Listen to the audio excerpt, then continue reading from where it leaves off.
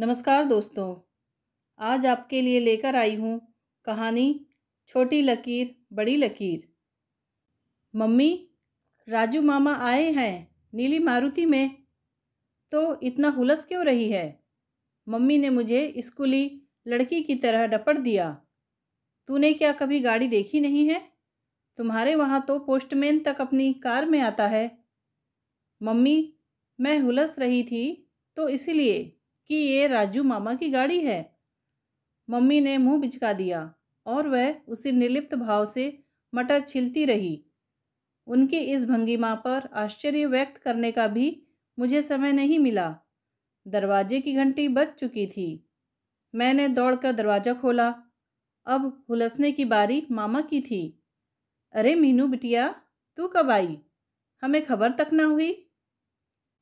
परसों शाम ही तो पहुंची हूँ मामा। कल का पूरा दिन तो थकान उतारने में ही निकल गया। आज सोच रही थी। अकेली ही आई है? हाँ, उस बार नहीं आ पाई थी ना। पल भर के लिए हम दोनों ही चुप हो गए। उस बार से मेरा तात्पर्य वे समझ रहे थे। पापा की मृत्यु के समय मैं नहीं आ पाई थी। मेरा अपेंडिक्स का ऑपरेशन हुआ था। ये अकेले ही आ गए थे। उसके बाद 1.5 साल तक मेरा आना किसी न किसी कारण से टलता ही रहा। इतनी दूर उड़कर आना इतना सहज भी तो नहीं है। बरसी पर तेरी बहुत राह देखी थी, मामा बोले। उन्हीं दिनों मेरी सास अपनी बाईपास सर्जरी के लिए वहाँ पहुँच गई थी। फिर कैसे आती? अच्छा, कैसी है अब? ठीक है, अभी वहीं है मेरे पास। उन्होंने ही कहा कि मैं बच्चों को देख लूँगी, तू बेफिक्री से हो आ। तभी तो मेरा निकलना संभव हो सका। बच्चों को भी ले आती, जरा घर में रौनक हो जाती। खैर, दीदी कहाँ है? बुलाती हूँ। उन्हें बिठाकर मैं भीतर गई। फिर से बुलाने का नाटक करना पड़ा। मम्मी, राजू मामा आए हैं। आ रही हूँ, मम्मी ने कहा और घुटनों पर हाथ लिए धीरे धीरे बाहर आई। मैं तो हैरान रह गई। ये अचानक इनके पैरों को क्या हो गया? सुबह तक तो ठीक ठाक थे। मामा ने आगे बढ़कर उनके पांव छुए। कैसी हो दीदी? बस जिंदा हूँ, मम्मी ने थकी सी आवाज में कहा। तुम अपनी कहो, तुम इधर कैसे भूल पड़े? मामा का चेहरा इस व्यंग्योक्ति से म्लान हो आया। फिर भी मुस्कुराते हुए बोले, तुम्हारा आशीर्वाद लेने आया हूँ। शशांक की शादी कर रहा हूँ। इसी 25 का मुहूर्त निकला है। अब तुम्हें पूरे 8 दिन वहाँ आकर रहना होगा, नहीं तो काम ही नहीं चलेगा। तुम्हारे सिवा बड़ा बुजुर्ग अब है ही कौन? इसीलिए शायद एकदम शादी की खबर देने आया है। क्षण भर को मामा हतप्रभ हो गए। फिर संभल कर बोले, अरे, उन लोगों ने समय ही कहाँ दिया। न सगाई न सगुन, बस एकदम से शादी की तारीख निकाल दी। उसका भाई अगले महीने कनाडा जा रहा है ना, इसीलिए। वे लोग क्या यहीं के हैं? मैंने बातों का रुख मोड़ना चाहा। तब तक मम्मी दूसरा तीर चला चुकी थी। सुषमा नहीं आई? मामा इस बार शायद हमले के लिए तैयार ही थे। चट से बोले, अरे उसके तो हाथ पांव फूल गए हैं। समझ में ही नहीं आ रहा कि इतनी जल्दी कैसे क्या होगा। उसी ने कहा है कि दीदी को जरूर लेते आइए, वे ही सब काम पार लगाएंगी। इस बार मैंने मम्मी को मुंह खोलने का मौका नहीं दिया। पूछा, अच्छा मामा, ये बताइए क्या लेंगे, चाय या कोल्ड ड्रिंक? इस समय तो कुछ नहीं लूँगा बेटे, अभी बहुत जगह जाना है। सबसे पहले यही आया हूँ। तुझे देखकर इतनी खुशी हुई है कि बता नहीं सकता। अब तुझे शादी तक यहीं रहना है, एकदम से चली मत जाना। यह भी कोई कहने की बात हुई? तुझे इतनी दूर से बुलाने की सामर्थ्य तो मेरी नहीं थी, पर सच कहता हूँ, हर शादी में तू बहुत याद आई। सब लोग होते थे, बस तू ही नहीं होती थी। मुझे भी तो सबसे मिले कितने दिन हो गए हैं। निशी को तो शादी के बाद देखा ही नहीं है। शशि दी भी तो आई होगी। हाँ, दोनों आई हैं, बच्चे भी आए हैं। किसी दिन आ जाओ ना, दिन भर गप्पे लगाना। शादी में तो भागम भाग मची रहेगी। हाँ ज़रूर। अच्छा दीदी, चलूँगा मैं, बहुत जगह जाना है, मामा ने कहा और मम्मी के उत्तर की प्रतीक्षा किए बगैर ही चल पड़े। मैं गाड़ी तक छोड़ने गई। चलने से पहले मामा ने अपना निमंत्रण एक बार फिर दोहराया। मैंने एक बार फिर उन्हें आश्वस्त किया। अपनी लाडली मीनी पर ढेर सारा प्यार उड़ेलकर मामा चले गए। उन्हें छोड़कर वापस आई तो देखा मम्मी हॉल में वैसी ही मूर्तिवत खड़ी है। उनके उस पथरीले मौन को तोड़ने की गरज से मैंने कहा, चलो ये अच्छा हुआ शशांक की शादी निकल आई, सबसे इकट्ठे ही मिलना हो जाएगा। कितने कितने दिन तो हो जाते हैं। अब तो सुशांत की भी शादी हो गई है ना?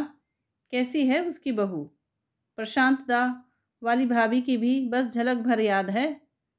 राजू ने तुम्हें कार्ड नहीं दिया? मैं स्तब्ध रह गई। तो इतनी देर से मम्मी के दिमाग में यही प्रश्न घुमड़ रहा है। मैंने कहा, कार्ड की क्या ज़रूरत है, बेचारे खुद जो कह गए हैं, और फिर उन्हें मालूम थोड़े ही था कि मैं यहाँ मिल जाऊँगी। वही तो, घर से गिनती के लेकर चला होगा।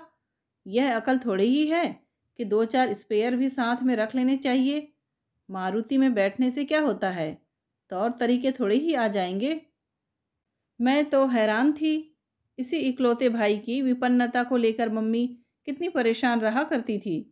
उसकी खुशहाली के लिए कितने जतन, कितनी मंगल कामनाएं करती थी। और आज जब उनकी सारी प्रार्थनाएं फलीभूत हो गई हैं तो वह खुश क्यों नहीं है? पापा की मृत्यु ने उन्हें भीतर तक झकझोर दिया है। वे टूट गई हैं, यह तो मैं समझ सकती हूँ, पर वे इतनी असहिष्णु क्यों हो गई है? रात को मैं अपना खजाना खोलकर बैठ गई थी। इससे पहले जब भी भारत आई हूँ, एक सूटकेस केवल उपहारों से भरा होता था। आने से हफ्तों पहले शॉपिंग शुरू हो जाती थी। फिर भी यह डर बना रहता था कि कहीं कोई छूट ना जाए। पर इस बार थोड़ा पसोपेश में थी। पापा की मृत्यु के बाद मेरी यह पहली भारत यात्रा थी। क्या इस बार सौगात ले जाना ठीक होगा? इस असमंजस से मुझे मेरी सास ने ही उबारा। बोली, इतनी दूर से क्या रोज रोज कोई जा पाता है? 6 साल बाद तो तुम अभी जा रही हो, फिर पता नहीं कब जाना हो। कम से कम छोटे भाई बहनों के लिए कुछ लेती जाओ। मेरे भाई बहन कौन हैं? माँ जी जानती हैं। मैं तो मम्मी पापा की इकलौती संतान हूँ। पर मामा का परिवार एक तरह से हमारा ही परिवार हो गया था। यूं तो शहर में मेरी 2 बुआ लोग भी थीं, पर मम्मी के साथ उनकी पटरी कभी नहीं बैठी। राखी भाई दूज पर पापा ही वहाँ हो आते थे। जो देना होता था चुपके से दे आते थे। मैं भी उन लोगों के लिए हमेशा कुछ न कुछ लाती थी। पापा बड़े खुश होते थे, पर उन सौगातों को मम्मी की नज़र से बचाकर रखना पड़ता था, नहीं तो घर में अच्छा खासा नाटक हो जाता था। इस बार गिनी चुनी चीज़ें ही लाई थी और अब उनका ही मुआयना कर रही थी।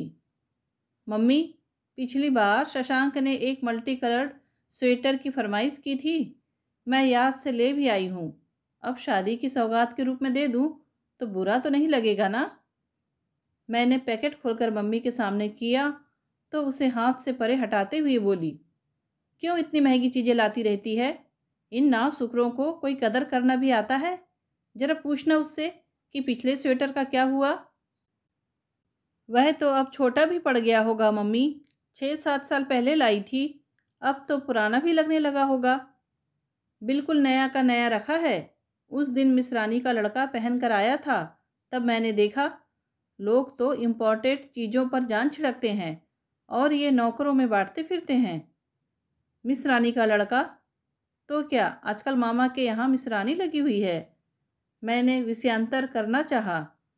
और क्या, अब तो तेरे मामा के यहाँ मिसरानी है, मेहरी भी है, बाजार हाट करने के लिए एक छोकरा भी है। इसका मतलब है मामा के यहाँ सब आनंद मंगल है। लेकिन यह सब बताते हुए मम्मी का स्वर इतना कसेला क्यों है? पिछली बार जब आई थी तब मम्मी ने ही हुलस कर बताया था, प्रशांत की बहू तो जैसे साक्षात लक्ष्मी का रूप धर कर आई है। जब से उसका पांव पड़ा है धंधे में नफ़ा ही नफ़ा हो रहा है। अब तो सुशांत की भी शादी हो गई है ना मम्मी? बहू कैसी है? अच्छी है, बस एक बार अपनी सास के साथ आई थी। पूरे समय वह गूंगी गुड़िया सी बैठी रही, जैसे बांध कर लाई गई हो। प्रशांत और उसकी बहू तो कभी इधर का रुख ही नहीं करते। सुशांत तो आता होगा? शादी से पहले आता था, अब तो फुर्सत ही नहीं मिलती। इंजीनियर बनने के बाद शशांक भी बुआ के घर का रास्ता भूल गया है। शशि निशी पिछली बार मातमपुरसी का फर्ज अदा कर गई थी, अब 15 दिनों से आई हुई है, पर एक बार झांकने भी नहीं आई। ठीक तो है, जब गुड़ था तब चींटे भी चिपके रहते थे, अब यहाँ क्या रखा है? प्लीज़ मम्मी, मैंने तड़प कर कहा तो वे चुप हो गई। बाद में मुझे ही बुरा लगा। बेचारी मम्मी अपने मन की बात मुझसे ना कहेगी तो किससे कहेगी? और ये तो वैसे ही बात करने को तरस जाती होंगी। नौकरों चाकरों के सिवा यहाँ अब कौन आता है? उनका वह मौन तोड़ने की गरज से ही मैंने कहा, और मामी कैसी हैं? ठीक तो है? उसे क्या हुआ है? गोलगप्पे सी फूल रही है। अब तो रसोई में पाँव भी नहीं देती, दिन भर मसनद पर बैठी बहुओं पर हुक्म चलाया करती है। मम्मी के स्वर में व्यंग्य का पुट ज़्यादा था या ईर्ष्या का, यह कहना कठिन था। शायद दोनों की ही मात्रा समान थी। जिस निरीह आवाज़ पर वे जीवन भर शासन करती रही थी, वह एकाएक सास के गरिमामय पद पर जा बैठी थी। उनकी इस उपलब्धि ने मम्मी को हीनता बोध से ग्रस्त कर दिया था। उनके अवचेतन में टीसता पुत्र का अभाव उभर कर सतह पर आ गया था। मेरे लिए भी मामी का यह नया रूप कल्पनातीत ही था। इससे पहले उन्हें जब भी देखा, रसोई में खटते ही देखा था। 5-5 बच्चों का साथ था, पति की आमदनी नहीं के बराबर थी। गृहस्थी की परेशानियां उन्हें कभी सिर उठाने नहीं देती, पर मैंने उन्हें कभी मुंह लटकाए नहीं देखा। अपने घर में तो व्यस्त रहती ही थी, हमारे यहाँ आती तो किचन में कैद हो जाती। उतनी देर मम्मी को आराम हो जाता, फिर मेरी पापा की फरमाइशों का दौर शुरू होता। मामी हंसी खुशी उसे पूरा करती जाती। होली हो, दिवाली हो, मेरा जन्मदिन हो या शादी की सालगिरह, मम्मी सुषमा के भरोसे निश्चिंत रहती थी। वे तो सिर्फ प्लान बनाती थी, सारा काम मामी ही आकर निपटाती थी। ईश्वर ने उनके साथ सचमुच बड़ा अन्याय किया था। ऐसी सुघड़ महिला को इतना अकर्मण्य पति मिला था, पर उन्होंने कभी माथे पर शिकन नहीं आने दी। देर ही से सही उनकी तपस्या फली है। अब सारे सुख उनकी झोली में आ पड़े हैं। मुझे सचमुच बहुत अच्छा लगा। पर मम्मी के आक्रोश का अंत नहीं था। कहे जा रही थी, इस सुषमा को देखो, इसके लिए मैंने क्या नहीं किया। जिन बेटों के बल पर रानी बनी हुई है, उनके लिए कपड़े तक बनवाने का हौसला नहीं था। इनका पढ़ाई लिखाई तो दूर की बात है, पर आज इसे मेरे पास आते शर्म आती है। शशि और प्रशांत की शादी में इसके पास पहनने को ढंग की साड़ियाँ तक नहीं थी, मैंने अपनी निकाल कर दी थी। और आज यह इतनी व्यस्त हो गई है कि निमंत्रण देने भी नहीं आ सकी। मम्मी, तुमने जो किया उसे दुनिया जानती है। वे लोग ना माने तो उससे क्या होता है, पर तुम बार बार कहकर छोटी क्यों होती हो? यह अच्छा नहीं लगता। जब जी जलता है ना बिट्टो, तभी बात मुंह से निकलती है। बुरा तो मुझे भी लगा था मम्मी, मैंने स्वीकार किया। तुम्हारा इतना मान तो उन्हें रखना ही था।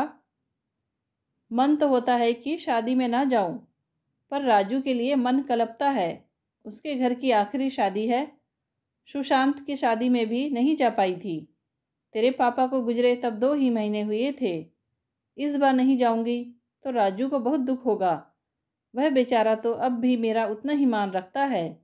जब तब आ जाता है, घड़ी भर पास बैठकर सुख दुख की कह सुन लेता है। उनसे भी तो तुमने ठीक से बात नहीं की। तो क्या करूं, मन का गुबार कहीं तो निकलेगा। उसके सिवा मेरा अपना है ही कौन। तू उतनी दूर 7 समुंदर पार जाकर बस गई है। और मम्मी का अगला वाक्य सुबकियों में डूब गया। मेरे भी आंसू निकल आए। परसों से जो रुलाई हम दोनों के मन में घुमड़ रही थी, उसे जैसे बाहर आने का बहाना मिल गया। उस रात बड़ी देर तक नींद नहीं आई। मम्मी का अकेलापन मन को कचोटता रहा। अपनी बेबसी पर कोफ्त हो आई, जिसने मुझे इससे पहले आने न दिया। बचपन में अगर कोई कहता कि लड़की तो पराया धन है, तो मैं उससे लड़ जाती, पर उसका मतलब अब समझ में आ रहा है। लड़का होता तो क्या इतने दिनों तक मुंह छिपाए पड़ा रहता? वह तो खबर मिलते ही दौड़कर आता और मम्मी को साथ ले जाता। आज मैं चाहूँ भी तो क्या उन्हें ले जा सकती हूँ? वे ही क्या साथ चलने को राजी होंगी? पापा के बाद घर का नक्शा बदला हुआ मिलेगा, यह तो तय था, पर लोगों के चेहरे भी बदल जाएंगे, यह नहीं सोचा था। और ईमानदारी की बात तो यह है कि यह बदलाव एकदम से नहीं आया है। इसकी प्रक्रिया बहुत पहले से शुरू हो चुकी थी, पर तब हमारी ज़मीन इतनी पुख्ता थी कि उसका एहसास नहीं हुआ। राजू मामा का पूरा परिवार कभी इस घर का ही एक भाग हुआ करता था। मम्मी उन्हें पुत्रवत प्यार करती थी। शादी के बाद 14 साल तक मम्मी की कोख सूनी ही रही। उस बीच मामा के यहाँ 2 बच्चे हो चुके थे और वे दोनों बच्चे मानो मम्मी के गले का हार थे। प्रशांत दा और शशि दी दोनों कोठी पर ही बने रहे थे। अपने उस किराए के कबूतर खाने में उनका दम घुटता था। वहाँ अभाव ही अभाव था, जबकि यहाँ सुविधा थी, साधन थे और संपन्नता थी। बुआ का लाड़ दुलार कई कई रूपों में प्रकट होकर बच्चों को अभिभूत किए रहता था। जब मामी के यहाँ तीसरा बच्चा आने को था तो मम्मी ने ऐलान कर दिया, अगर सुषमा के लड़का हुआ तो मैं प्रशांत को गोद ले लूँगी, लड़की हुई तो शशि को रख लूँगी। अपन को तो भाई पला पलाया बच्चा चाहिए। इस उम्र में अब नन्हे मुन्ने को पालना मेरे बस का नहीं है। मामा को कोई ऐतराज नहीं था। बच्चे तो वैसे भी बुआ के यहाँ ही पल रहे थे, पर नियति को कुछ और ही मंजूर था। वही असंभव घट गया जिसकी सबने आशा छोड़ दी थी। सुशांत के जन्म के कुछ समय बाद ही मम्मी ने मेरी आहट पा ली और मम्मी की पूरी दुनिया ही बदल गई। उनका मन बदल गया, उनका रुख बदल गया। भतीजों के प्रति उनकी ममता का ज्वार एकदम उतर गया। मेरे जन्म के बाद भी मामा को कुछ दिन तक आशा बनी रही कि मम्मी प्रशांत या सुशांत को गोद ले लेगी, क्योंकि तब तक उनके यहाँ शशांक भी आ गया था। पर मम्मी ने उनके प्रस्ताव पर ध्यान ही नहीं दिया। एक बार अपने बच्चे को गोद में खिलाने के बाद उनका मन दूसरे बच्चों से विमुख ही हो गया था। और मम्मी ने ठीक ही किया। दूसरों के बच्चे को गले लगाने के लिए गज भर का कलेजा चाहिए, वह मम्मी के पास नहीं था। अगर किसी को रख भी लेती तो उसके साथ अन्याय ही होता। मामा के जिन बच्चों पर कभी वे जान छिड़कती थी, उनके साथ उनका व्यवहार कभी कभी इतना अमानवीय हो जाता कि उतनी छोटी उम्र में भी मैं उसे अनुभव करती और शर्म से गड़ जाती थी। वे उन्हें मेरे खिलौने नहीं छूने देती थी, मेरे कपड़ों की अलमारी उनके सामने नहीं खोलती थी। मुझे दूध का गिलास भी उनसे छिपा कर दिया जाता था, जो मेरे गले से नहीं उतरता था। अगर मैं खाने के लिए ना नू करती तो सबको सुनाकर कहती, दुनिया के बच्चे देखो कैसे अधाकर खाते हैं, और इसे देखो पता नहीं कौन सा अमृत पीकर आई है कि भूख ही नहीं लगती। अगर मैं कोई भूल कर बैठती तो उसका दोष भी मेरे गंवार साथियों को ही दिया जाता, जो बच्चे कल तक उनकी आंखों के तारे थे, जो किसी दिन इस घर की शोभा बनने वाले थे। उनकी तहजीब में उन्हें अब खोट ही खोट नजर आने लगी थी। दिन भर उन्हें टोकती रहती, सोफे पर पाँव मत दो, पाँव घिसट कर मत चलो, नाखून मत चबाओ, खाते समय आवाज़ मत करो, झूठे हाथ से गिलास मत उठाओ। बच्चे लाख छोटे हों, मान अपमान खूब समझते हैं।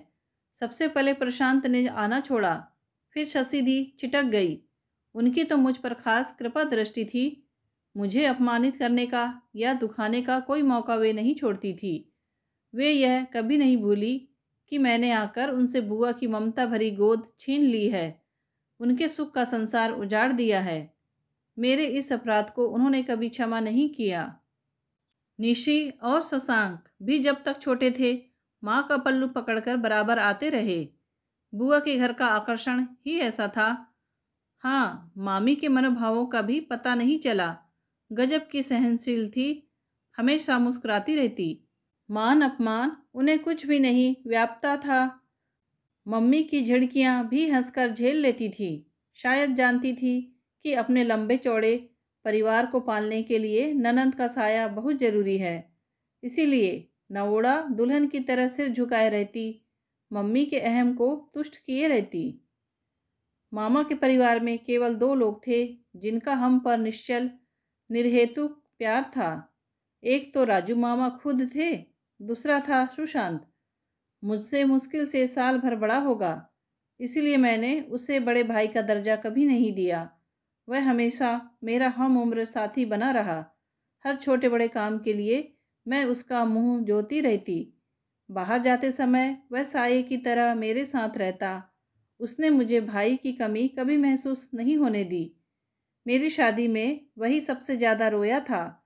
मेरे ससुराल जाने के बाद उसी ने मम्मी पापा का अकेलापन बांटा था। और अब मम्मी बता रही है कि सुशांत इधर का रुख ही नहीं करता। ताज्जुब है। 8 दिन तक मैं जज्ब किए रही। मन में एक आशा थी कि मेरे आने का समाचार मिलते ही मामा के यहाँ से कोई ना कोई आएगा। कम से कम सुशांत तो ज़रूर ही आएगा। जब जब बाहर का गेट खटकता, मैं चौकन्नी हो जाती। उल्हानों को मन में तरतीब से सजाने लगती, पर उन्हें बाहर आने का मौका ही नहीं मिलता, क्योंकि दरवाज़ा खोलने पर या तो मेहरी के दर्शन होते या डाकिए के। कभी कभी तो यह महज हवा की ही शरारत होती। पूरा हफ्ता इसी हताश प्रतीक्षा में बीत गया। फिर मेरा जी घबराने लगा कि अगर किसी से बिना मिले ही घर लौट गई तो बाद में यह बात मन में टीसती रहेगी। इतनी दूर से इतने सारे पैसे खर्च करके आती हूँ तो किस लिए? मम्मी पापा से मिलने की ललक तो खैर थी ही, पर और भी लोग थे। मेरी सहेलियाँ थी, मामा और बुआ का परिवार था, अड़ोसी पड़ोसी थे। इन सब से मिलकर ही तो पीहर का परिवेश बनता था। यहाँ तक कि घर के नौकर चाकर भी इसमें शामिल थे। उनके बिना घर का चित्र पूरा नहीं होता था। आश्चर्य की बात तो यह थी कि मम्मी इस बार खुद मुझे बुआ लोगों के यहाँ ले गई, पर मज़ा नहीं आया।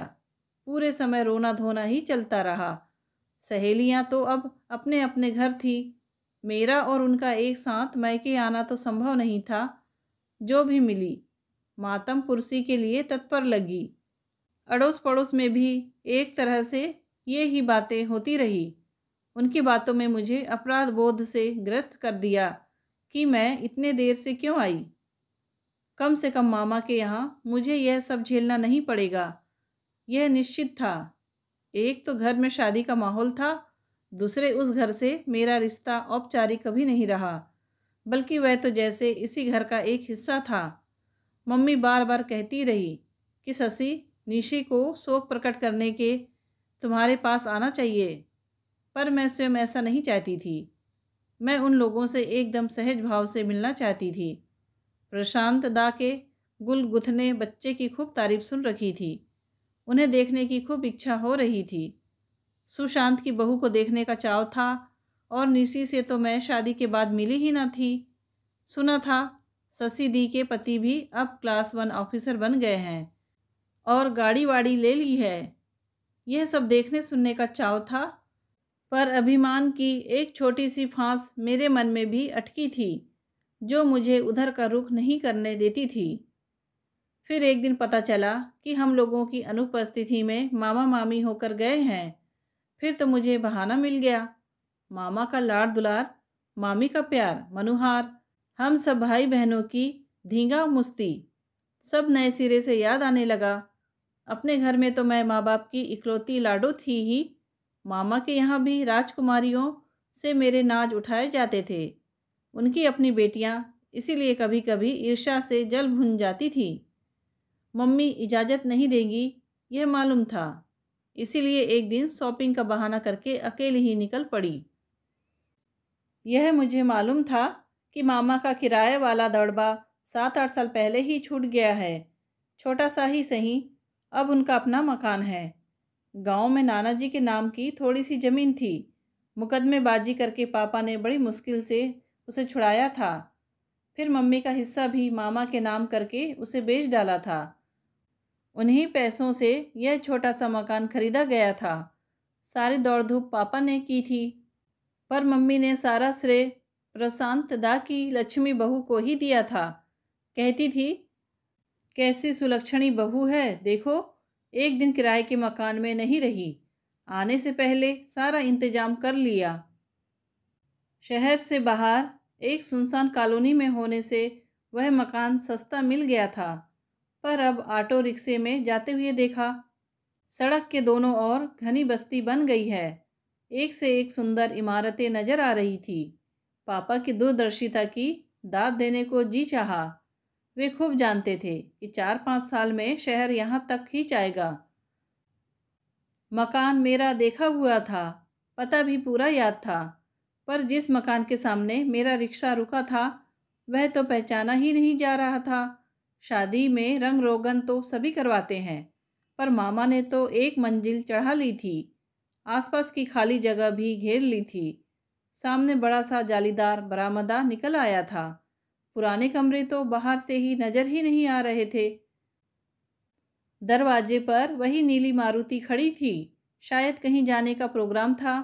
दोनों बहनें पीछे की सीट पर थी, सामने भाभी बैठी थी।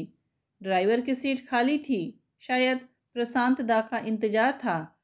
मम्मी ने मामी के लिए कहा था कि गोलगप्पे सी फूल रही है, पर यह वर्णन तो प्रतिमा भाभी पर भी लागू हो रहा था।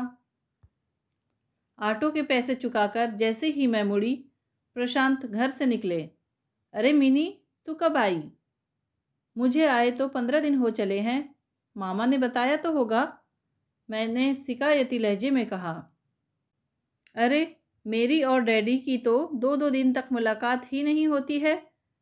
डैडी, यह संबोधन मेरे लिए नया था।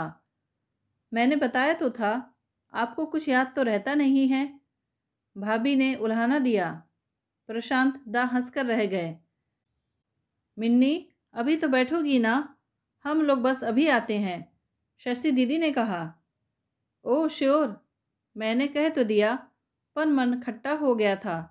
माना कि बाहर जा रहे थे, जरूरी काम रहा होगा, पर 2 मिनट रुककर बात तो की जा सकती थी। उन तीनों ने तो नीचे उतरने की जहमत तक नहीं उठाई, जैसे गाड़ी कहीं भागी जा रही हो। मम्मी ठीक ही कहती है, मारुति में बैठने से तहजीब थोड़े ही आ जाएगी। मामी ने देखते ही अंक में भर लिया, पर पता नहीं क्यों ऐसा लगा कि उस स्पर्श में पहले की सी उष्मा नहीं रही, या हो सकता है कि यह मेरा वहम हो। अभी अभी बाहर जैसा ठंडा स्वागत हुआ था, उससे मेरे मन में भी एक बर्फानी कठोरता व्याप्त गई थी। घर में एक गहमा गहमी थी, एक व्यवस्था का माहौल था। शादी के घर में यह स्वाभाविक भी था, पर मुझे लगा कि मेरे सामने कुछ ज़्यादा ही नाटक किया जा रहा है। मामी बता रही थी, लड़कियों ने 2 बार तेरे पास जाने का प्रोग्राम बनाया, पर कोई साथ ही नहीं मिला। किसी को दम मारने की फुर्सत नहीं है। दूल्हा अपने इंटरव्यू के चक्करों में लगा हुआ है, आज भी दिल्ली गया है। फैरों तक लौट आए तो गनीमत है। बड़ी मुश्किल से उस दिन तेरे मामा को पटाया था, पर तुम लोग मिले ही नहीं। बड़ी बुआ के यहाँ चले गए थे, मैंने थके से स्वर में कहा। आजकल बीमार चल रही हैं। उसी समय गुलाबी सिफॉन में लिपटी एक गुड़िया सी लड़की मेरे लिए पानी ले आई, और मामी की रामायण से मुझे निजात मिल गई। ये रश्मि है, सुशांत की बहू। मैं प्रतीक्षा करती रही कि वे मेरा भी परिचय देगी, पर वे बहू के ही वंश गोत्र की विरुदावली गाने में जुट गई। हार कर मैंने कहा, मामी, उसे मेरा नाम भी तो बताओ, नहीं तो वह समझेगी यह कौन सी नई बला आ टपकी है। हमें पता है, उसने शर्मीले अंदाज में कहा। इन्होंने अभी बताया था। सुशांत घर में है? मैंने आहत स्वर में पूछा। मन में फिर एक धक्का सा लगा। अभी अभी आए हैं। रश्मि ने पति की पैरवी की। कह रहे थे चाय साथ ही लेंगे। चाय बाकायदा डाइनिंग टेबल पर लगाई गई। लंबा चौड़ा सरंजाम था। सुशांत भी आकर बैठ गया था, पर मुझे ना नाश्ते में मज़ा आया ना बातों में। बस यूं ही थोड़ा सा जुठार लिया। एक ज़माना था जब मामी मुझे देखते ही लपक कर रसोई में घुस जाती थी। साधन सीमित थे, हाथ हमेशा ही तंग रहा करता था, पर वे मेरी पसंद की कोई चीज़ ज़रूर बना देती थी। उसमें एक अनोखा स्वाद हुआ करता था, क्योंकि उसमें प्रेम होता था, आस्था होती थी। यहाँ तो कोरी औपचारिकता थी, दिखावा था। नाश्ते के बाद मामी दुल्हन के गहने कपड़े दिखाने बैठ गई। सभी कुछ सुंदर था। मेरा मन अकारण पीछे लौटने लगा। शशि दी को शादी में मम्मी ने सेट बनवा कर दिया था। मामी के पास ढंग की 2 साड़ियाँ भी नहीं थी, वे भी दी थी। अब तो चित्र ही बदल गया है। पता नहीं ये लोग कौन सी जादू की छड़ी पा गए हैं। मिट्टी में भी हाथ लगाते हैं तो सोना हो जाती है। और ये बहन बेटियों के लिए। मामी ने मेरी तंद्रा तोड़ते हुए एक गट्ठर आगे सरकाया। मैं तो हैरान रह गई। सब की सब कांजीवरम की साड़ियाँ थी। मैं सबको यूं ही उलट पुलट रही थी कि एक पर तो नज़र अटक कर रह गई। नारंगी रंग की जमीन पर गहरे हरे रंग का जरी का बॉर्डर था और पल्ला भी इतना खूबसूरत था कि बस साड़ी पर से आंख उठाते ही देखा। दोनों सास बहू एक दूसरे को देखकर मुस्कुरा रही है। मैं बुरी तरह झेप गई। रश्मि बोली, यह साड़ी मम्मी जी ने पहले ही दिन आपके नाम कर दी थी। आपकी पसंद का कितना सही अंदाजा था उन्हें। होगा नहीं क्या? उसे क्या आज पहली बार देख रही हूँ? गोद में खिलाया है मैंने। उसकी पसंद नापसंद मैं न जानूंगी। मामी, इतनी महंगी साड़ी मैं नहीं लूँगी। तेरी मामी की हैसियत ही क्या है बिट्टो? यह तो तेरे भाई दे रहे हैं। महंगी सस्ती जैसी भी हो, तुझे पसंद तो है ना? देख, पहनना जरूर, नौकरों में मत बांट देना। मामी, मैंने मुंह फुलाकर कहा, अव्वल तो वहाँ नौकर होते ही नहीं हैं, और मैं क्या कोई राज रानी हूँ जो कांजीवरम की साड़ियाँ नौकरों में बांटती फिरूंगी? अरे मेरी लाडो, तू किस राज रानी से कम है? मामी ने मुझे अंक में भरकर चूम लिया। मेरे आंसू निकल आए। मामी निहाल हो गई, पर वह उन आंसुओं का भेद नहीं जान पाई। यह अच्छा ही हुआ। मामी की बात ने मुझे एक अपराध बोध से भर दिया। हालांकि वह अपराध मेरा नहीं था। मामी ने हर बार मुझे साड़ियाँ दी, कोई तीज त्योहार खाली नहीं जाने दिया। पर मम्मी वे साड़ियाँ अपने पास ही रख लेती थी। कहती, अब इन्हें कहाँ लाद कर ले जाएगी, यहीं रहने दे, मुझे भी ज़रूरत पड़ती ही रहती है। तो क्या मम्मी वे साड़ियाँ नौकरों में बांटती रही हैं? शायद इसीलिए शशांक ने अपना स्वेटर मिसरानी के लड़के को दे दिया था। इसी संदर्भ में एक और दुखद प्रसंग याद हो आया। मेरी शादी से पहले मम्मी ने मामा के पूरे परिवार को कपड़े बनवा दिए थे। उद्देश्य यही था कि समधियों के सामने किरकिरी ना हो। मामा ने प्रतिवाद भी किया था तो मम्मी बोली, अरे मेरे कौन लड़का बैठा है जिसकी शादी में पहरावनी करूँगी? मुझे तो सारे अरमान इसी की शादी में पूरे करने हैं। अब बाद में हो या पहले क्या फ़र्क पड़ता है? पर अकेले में मम्मी मेरे सामने भुनभुनाई थी, दुनिया के भाई बहन के यहाँ भात लेकर आते हैं, हमारे यहाँ तो उल्टी गंगा ही बह रही है। अब एक महंगी साड़ी देकर मामी उन सारे एहसानों का और अपमानों का बदला तो नहीं चुका रही है। उस प्रसंग से जुड़ी एक और याद। मम्मी ने कपड़े दिए जरूर थे, पर प्रशांत दा ने उन्हें हाथ नहीं लगाया था। वे कपड़े मामा के ही काम आए थे। प्रशांत दा मेरी शादी में भी नहीं आए थे। बाद में मिलने पर मैंने उल्हाना दिया तो बोले, जरा बड़े लोगों के बीच उठने बैठने के काबिल तो हो जाऊं, तब तेरे दूल्हे से मुलाकात करूंगा। अभी थोड़ी देर पहले उन्हें देखा था। ऊनी नीले धारीदार सूट में कितने आकर्षक, कितने रोबिले लग रहे थे। किस आत्मविश्वास के साथ गाड़ी का दरवाज़ा खोलकर स्टीयरिंग पर जा बैठे थे। पहले वाले प्रशांत दा की तो कोई झलक भी उनमें बाकी नहीं थी।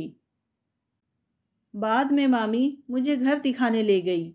घूम घूम कर हर कमरा दिखाया। शशांक का प्रस्तावित शयन कक्ष तक दिखा दिया। मुझे तो इतना संकोच हो रहा था, फिर भी डिजाइन की, साज सज्जा की तारीफ तो करनी ही पड़ी। मामी भी तन्मयता से प्रतिमा की सुघड़ता का, रश्मि की अल्हड़ता का, बखान किए जा रही थी। सुनते सुनते मुझे ऊब सी होने लगी।